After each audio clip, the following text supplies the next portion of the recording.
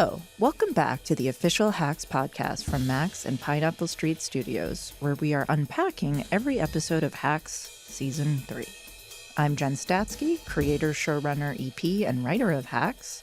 Joining me, as always, are the other wonderful Hacks co-creators, Lucia Aniello. Hello. And Paul W. Downs. Hi, everybody. It's me. Today is a very special day because we have writer, comedian, actor, and Minnesota Timberwolves superfan, Joe Mande. Woo! Yes. Yeah. Hacks fans might know him as Ray, the Palmetto hotel clerk from season 1 and 2. But behind the scenes, Joe also is a valuable, wonderful member of our writer's room. Yep. Since the beginning. Since season 1. He wrote today's episode called The Roast of Deborah Vance, and this episode was directed by Jeff Rosenberg, who we should also shout out as having been with us since season 1. He is our AD, assistant director, and he also directed his first episode of television with this episode. And he did it so well. He did such a good job. If you haven't watched episode 3, please, as hard as it will be, turn off this podcast right now and go watch The Roast of Deborah Vance, because we're going to be spoiling everything that happens in the episode. I have been waiting over 40 years for a second chance. This is it. I want that chair. Okay, full body chills. Feel goosebumps. No. Deborah Vance, who is now on a quest to become the next host of The Late Show, is being roasted. And that leads Deborah to ask her daughter, DJ, played by the incredible Kaitlin Olson, to join. Meanwhile, Ava feels she needs to reestablish some boundaries with Deborah now that she's back in her web. Yes. Mm-hmm. This episode is such a, I don't like when people say tour de force, because I don't know why I don't like it. I've never liked it. You don't like the Tour de France. Yeah. I love hearing tour de force when it's directed when it's correct. at me. Well, I think you'll like it, what I'm about to say. This episode is a tour de force for Kaitlin Olson. Yes. It is. It's a force majeure. It is. Isn't Caitlin so good in this episode? She's unbelievable. Like, the scene with her and Deborah after the NA meeting is, like, so powerful and real. She's sort of a cartoonish character most of the time, but, like, that was real emotion right there. And you wrote that. I did, yeah. Yeah. And all I had to do was put parens emotional. You know, one of the very first thoughts I had when I found out that I was having a baby was, how do I protect my child from getting fucked up by you for shit like this? She is such a good actor. She's so funny and so grounded. Just a true genius, I think. A true genius. Yeah. But backing up, I think that, well, a couple things. One, when we were talking about this episode, it was very interesting and fun for us to imagine doing a roast. But it's also something on this show that is difficult, that we find difficult, which is portraying stand-ups and real-life stand-ups and making it feel real and grounded. And Joe, so interesting we have you here today. So interesting. Because you are a very accomplished stand-up yourself. Award-winning. Award-winning stand-up. Award-winning, accomplished, and very funny. Thank you. We should lead with that. And so I think, season 1, we wanted you to join the show for many reasons. You and I have worked together on Parks and Rec and Good Place and lots of things, and we've all been friends. But you specifically are so good at helping us also, like, tap into the stand-up world and make sure things feel real. And I was wondering if you could tell us some compliments stand-ups have told you about the show. That is so funny. No, I'm just kidding. No, but no one likes it. It's hard. It's hard. Like, the thing that, like, when we talk to stand-ups, they're always like, oh, I thought it was going to suck. Yeah. I thought it was going to suck to watch a show that I was worried. I mean, truly, like joining the room season 1, it was like a major concern. And, like, I was so happy that the emphasis for Deborah was, like, no matter what happens, every line she has to be, like, basically written in joke format. A lot of comics like her who are so established, like, literally can't turn it off. And we talk about this a lot. Like, it's also kind of a challenge when you need to be like, she's funny, she's always funny, but also, like, she's not always, like, the jokes have to reflect where she's at in her personal life, in her place in her art and in her evolving art. Like, so they can't also all be actually funny. Some of them need to be, like, stale funny or especially season 1. Working it out funny. Yeah. Exactly. In season Right. 2, Or even just, like, there's a scene in this episode where she goes to DJ's house and it's really fraught and really tense, and she can't not make a joke about DJ's hair, and like her kid stealing her beauty. Like it's just like her brain is wired. Like I can't not say this. It's at the tip of my tongue. Yeah. Please, let's not fight. I just want to support you and my future granddaughter. We don't know the gender yet. Well, they say little girls steal your beauty, and your hair's been looking a little bit thin. Let's circle back. I want to talk about a scene in the very beginning of the episode. You know, this episode, Ava is dealing with boundaries and Deborah pushing her boundaries. And she is asked by Deborah to fire her new writers. Hey! What is up, my dudes? Ava? Hey. Yep, it's your girl. And it's interesting, Joe, that you're a writer and we have you here today because we need to talk to you about something. The new writers played by Jordan Gavaret and Dylan Galula. Hi, guys. Hi, guys. You're so funny in the show. Thank you for being I have here. to say, We were fans of both of these actors before they huge were on fans. the show. Dylan Galula, fan of hers from Kimmy Schmidt. And Jordan, we absolutely loved in Orphan Black. Yeah. And We're so lucky to we have loved them. having them play Deborah's new writers. And yeah, really rude to ask someone to fire someone for you. Especially like their contemporaries. Can I just say, please. I was so happy that Ice Age 12 joke. Oh, got Oh, it. yes. That was an yeah. early joke, yeah. and it stuck and around. a callback to the end of the That's last right. season. Yeah. But using it as a metaphor is so. Oh, yes, so of course. gross. That's Scrat right. has to be. Yeah. Yeah. Do you guys remember in Ice Age 12 when Scrat had to let the Puffin twins go so they could swim back to Puffin Island because there was no more room left on the iceberg? Are you firing us? No. Yes. What? Oh my God. Which is any of that real? No. No. No, some of it is. Scrat is Scrat real. is real. So Scrat. Okay. Yeah. Scrat Okay. is real.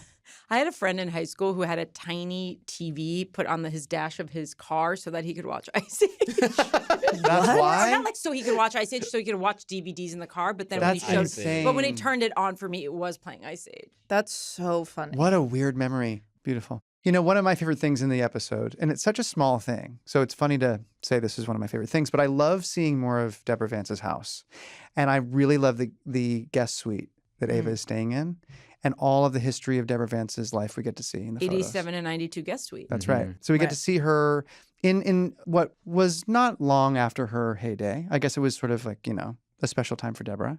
There's photos of her with Oprah Winfrey. There's photos of her with Saddam Hussein. There's photos of her politics. The more we learn about her, the more I'm like, what is this woman's politics? She's good friends with Nancy Reagan. We find out. Yeah. Well, they had a they had a friendship falling out. ending Yeah. argument, you know. Yeah. I mean, this is the 1987 to 92 guest suite. I know, and it's disturbing. I'm surrounded by photos of you shaking hands with literal war criminals. Can I hide some of these pictures? No. The main plot in this episode, though, is about Deborah and DJ. In exchange for DJ agreeing to do the roast, Deborah agrees to go to DJ's NA meeting. I think you're actually going to enjoy yourself. There are women there who are 20 years younger than you, but look 30 years older. Ooh, that sounds fun. Right? So when we go to DJ's NA meeting, which is very exciting to finally see this in the show, we get to meet her therapist, Lori, who we have referenced since season 1. Very exciting. And she is played by Dolly Wells, a British actor that we have been a fan of for a very long time. She starred and co-created, right? Yes. A show called Doll and M. On HBO. On HBO. And we loved it. And we were huge fans of hers. And so when we She's were so funny. finally casting Lori, we said, could we get her? And we got her. Mom, this is Lori, my therapist. She leads group. Oh, so you're the one who got my little girl clean while my car insurance owes you a gift basket. Okay. You crack me up. I'm sorry I look crap. I mean, when DJ texted that you were coming, I really wanted to look my best, but my hairdresser had a hip replacement, and I think it has quite seriously affected her work. She's so like weird and specific, and you're like, what is this woman doing in Las Vegas? Like, how did she end up in Las Vegas as a Actually therapist? did have a backstory that We got did. cut. That's She true. had we flown did. in for a bachelorette party and then stayed because the wedding never happened. It was kind of a famous murder-suicide Yes. that Deborah may have read about.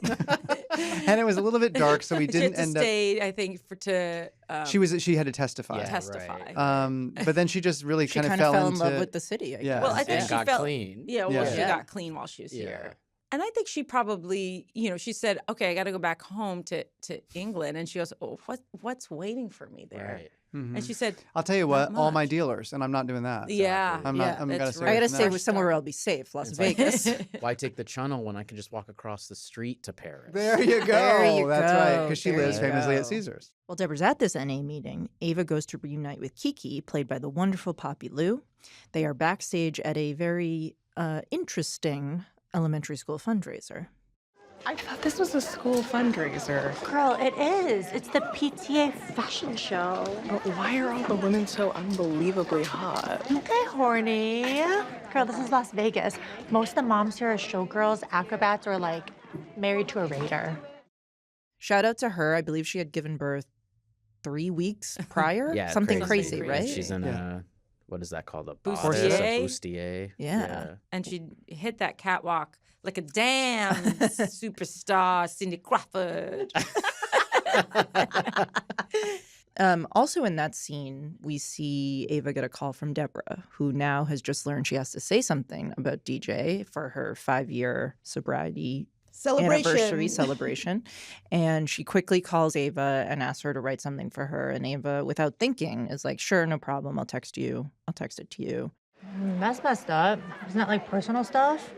What, she want you to write her diary entries for her too? I did once write her food journal for Women's Day magazine. It's pretty good.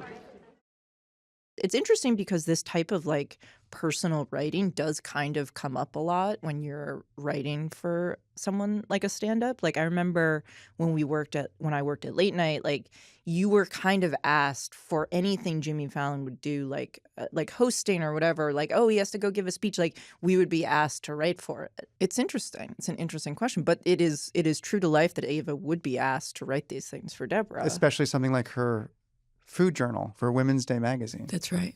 And then you are sometimes convinced to do these things because it's like posed as, well, this is an extension of Yes. the show or the person. Like, so it's Exactly, like, right. like you can't be associated with this person and then have them write a shitty food blog for this magazine. Right. Like Right. even that has to be funny Right. and Right. Yeah. like Right. on Yeah. par with everything Right. else. So you do end up like being convinced to do stuff way outside what you think is the realm of the explicit job, you know? This is like too far to be like, write something about my daughter, how proud I am of my daughter. Yeah. And be sincere. That is Like, way outside. the That's line. bad. But you do hear stories of like, you know, people who's like for their spouses, their assistants get the gift and they write the card. Mhm. Right. Or like, you know, they write the wedding vows if the person's really busy, big time person, you know? That's so Depends. funny. And so Deborah, of course, cannot help make this NA group scene about herself and tries out some of her roast material when she realizes she has a warm, receptive crowd. Because for Deborah Vance, more than 2 people in a room is an audience. Yeah, exactly, And a yeah. test audience. All you had to do was focus on me for just a few minutes, but no, you had to go telling your shitty jokes. Shitty? Mom! I have been begging you to come to these meetings with me for years. This place is important to me and to my healing. But of course, the first time you show up, you just make it all about yourself. That scene in the hallway between Jean and Caitlyn, they're both so good, and it's so emotional and real, but also Caitlyn nails every joke that's in the scene so perfectly. It's such a, I think Jean and Caitlyn scenes are some of my favorite that we get to shoot on set Totally. because they're both so good and feel so like lived in as mother-daughter. And it's like they both are so funny, but also are so good at drama. But it's so funny to me when they have this like really intense moment about like, I don't want to fuck up my kid the way you fucked up me and like all that. And then it ends with just taking an Uber. She's like, I locked out my account. Like the way she absolutely squawks that is just. And she would be. Yeah, DJ would be locked out of her Of account. course. And we learn, obviously, in that scene that DJ is expecting. She is Right. pregnant with her first baby. So that means Deborah is going to be a grandmother. Wow. That rocks my world. That's pretty crazy. Another great joke delivery, angrily saying, it's a geriatric pregnancy. Don't dare use say a it." goddamn word. So good. So good. I wasn't supposed to tell anybody until after the anatomy scan because technically it's a geriatric pregnancy. Don't you dare say a goddamn word!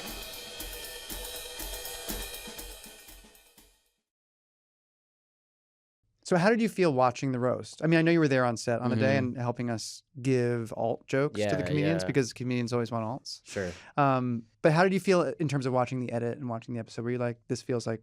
Yeah, I'm glad, like I felt like all the jokes we used were legit funny, but also we didn't like spend too much time on the roast, you know, like it didn't like take over the episode. Right, you're not like just watching a roast. Which we should say we probably have 3 times the amount of course material that we it was filmed. so funny. But we did write like a tremendous amount of extra material for all the comics on the roast on the day. Do we remember any of those? Well, I think we do. I have some here that I pulled up. Pull them up. Okay. Deborah is so old when she visits her sweatshops, all her kids think she's Dumbledore. That's good. As a woman, I am so proud that someone like Deborah can make a special taking down the patriarchy while simultaneously being a total bitch to me. That was a Natasha Leggero. And she delivered it excellently, and it was only cut because of length. I love that one. Someone who used to work with Deborah told me she's a two-faced bitch, which was a surprise to me. I thought it was more like 5 or 6 faces. Yeah. That was pretty good too. That was pretty good. Deborah says she didn't burn her husband's house down, which is generally something only people who burn their husband's house down would say. I'm surprised Deborah doesn't act more because she's definitely a member of SAG. Kind of a classic, yeah. Okay. It was also that was another day on set. I remember laughing a lot because we did have such great comics up there delivering good jokes. Yeah. So it was a fun day to be there and laugh, Yeah. and also because there was an audience, we could laugh. We didn't have to like be quiet in Village and you know stifle our giggles. We got to actually laugh. I mean, and then which there was was also fun. like a proof of concept thing that like I was early on when we were like discussing this episode and this notion of her catchphrase. My mom's always on her phone looking at real estate apps. I'm like, stop looking for houses and start looking for a damn grave site. What a cunt. Vicious. She's old. It's like you're hinging so much on like within the episode that like it will on the A side be so obviously unfunny and a bad idea. What a then cunt. What a cunt. And then her execution of it in reality at the roast is legit funny, and that like even Ava has to be like, oh, I was wrong. Yeah, you know? yeah. That's all performance. Yeah, you know that's what I full mean? Caitlyn. Yeah. But I did trust Caitlyn could do it. Yeah, I me was too. like, Caitlyn can do this. Yeah. Yeah, exactly. Yeah. I believe I was yelling that in the room. Yeah. You know? But like, Because it was a debate. It was a remember it being debate. We were like, is this funny? no, but you know, and then just from the table read, it was like, oh, it'll be fine. Yeah. Yeah. She And the gets way, it. like the different way in which you delivered Mhm. the catchphrase. What a good. Yeah. She is so good. You know, a lot of people don't know this, but I was a C-section birth. Yeah, not for any medical reasons, but because my mom says, and I quote, I'm known for my grip. What a cunt. Truly, we talk about it all the time, but I think Caitlyn's like the mastery of like she's been performing comedy at this super high level. Yeah. And like I don't think there are many people who understand how in control she is of what is funny and how to be funny. It's like wild, she's yeah. operating on another level, and people are not taking enough. Like she should be, to me, the lead of every single fucking comedy movie. Yeah. It's insane she's not. And we've said this before, but we should say it again here, that I think one of the first days Jean was on set with Caitlyn, you know, they hadn't met before. She may have had an awareness of her, but I don't think she's a Sunny viewer. And Jean would do a little scene with Caitlyn and exit, and then Caitlyn continued the scene.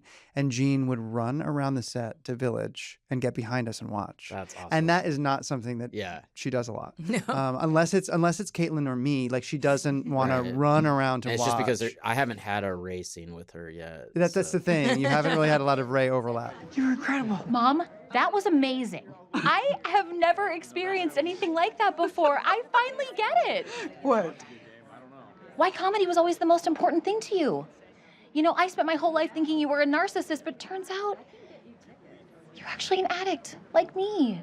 You're addicted to getting laughs. And I mean, I can go to group to stay sober, but you can't. Your addiction is the group. There's no hope for you. Oh my God, I feel so much better. Oh, good. I think. Deborah's an addict, and it's really actually something that DJ realizes when she's up on the dais, when she's getting those laughs, and she's feeling how it's addicting. She knows that familiar feeling, and she's able to put herself in her mom's shoes and be like, oh, this is why you have done all these crazy, horrible, cruel things to me and so many others over the years, is because you're addicted to this feeling, and you will go to any lengths to get it. And it helps her understand her mom in a way that is like she actually extends empathy to her mom, but also releases DJ from kind of trying to figure it out. I think she's been trying to figure out how can this woman act this way. But now that she's kind of unlocked it for herself, I think she's like a little freer. Yeah. Yeah. It's also nice because it's not saccharine. You know, it's like, it's just a revelation that really helps recontextualize her relationship with her mother and is so true, I think, of comedians being addicted to this. And it does, in a way, excuse why she's put her career before often her. Right. Not to take credit, but I did in the script said the don't be saccharine here. See, there you go. Please don't be saccharine. Don't be saccharine. Don't you dare. I mean, this is Joe. Do you think all of our best stand-ups are sociopaths? Wow. I Present mean, company excluded. anyone at that level of fame as Deborah Vance absolutely is a sociopath. Yeah. Very cool. You make Very cool. It's true. I mean, like you just like you make certain compromises that are sociopathic, I think, to become that famous, right? And maintain it. I think Ava also has recognized this addiction in Deborah, which is why she is trying to figure out what boundaries she can draw with her. This episode is very much about boundaries for Ava, and I think the final straw is when Deborah can't find Damien and spits her lozenge into Ava's hand. Yeah. Oof, that's a lot. I'm only here for another 86 days, so I would love to set some boundaries for our working relationship. Boundaries, okay. I would prefer that you use the outdoor shower. I'm serious. In the last scene of the episode, we do see Ava come and confront Deborah about her boundaries. And Deborah has a response. She says, great, I'm glad you're bringing this up. I'd like you to use the outdoor shower. But then Ava lays her the groundwork of what she needs going forward for their working relationship. And Deborah nicely says, I have one condition too. While you're here, I want you to keep working on your own stuff. Isn't that nice? That's nice. It is. That's benevolent of her. But then the loophole.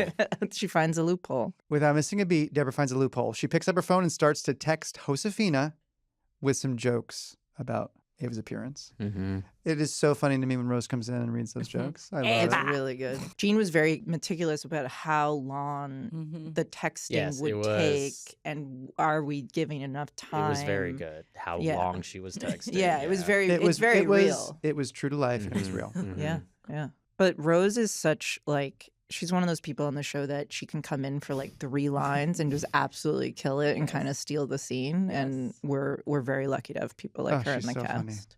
Ava. Yeah. Do you need me to give your hair CPR because it is limp and lifeless? Oh my God. Are you serious? That is not fair. No workarounds. Also, Ava. No. I have started the Mediterranean diet and I am out of olive oil. Can I use your forehead? Oh. That's funny. That is it for now. We have been, just so everyone knows, and keep this in, okay? Keep this in or I walk from the podcast. Lucia is noting correctly that I have one voice that I use when we're talking just casually. And then when I'm supposed to kind of like segue into discussion points, I'm using like a Terry Gross voice and getting really serious. I think that's fine. I think that's cool. All right, put it on. Go for it. That's it for now. This has been the official Hacks. Oh, they are going to fire us. What are you doing? What are they going to get? All right. All right. This has been the Official Hacks podcast with Lucia Aniello, Paul W. Downs, and myself, Jen Statsky. This podcast is a production of Max and Pineapple Street Studios. Our executive producers are Gabrielle Lewis, Barry Finkel, and J.N. Barry. Our producers are Melissa Slaughter and Ben Goldberg. Darby Maloney is our editor. This episode was mixed by Hannes Brown. Pineapple's head of sound and engineering is Raj Makija, and Pineapple's senior audio engineers are Marina Pais and Pedro Alvira. This episode was engineered by Javier Cruces. Special thanks to Kenya Reyes, Aaron Kelly, and Michael Gluckstadt from the Max podcast team. You can watch new and old episodes of Hacks on Max. Big special thanks to Joseph Mande for joining us today on the show.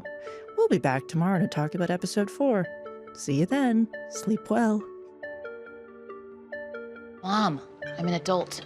Here's your plain pasta with butter. Ooh, thank you.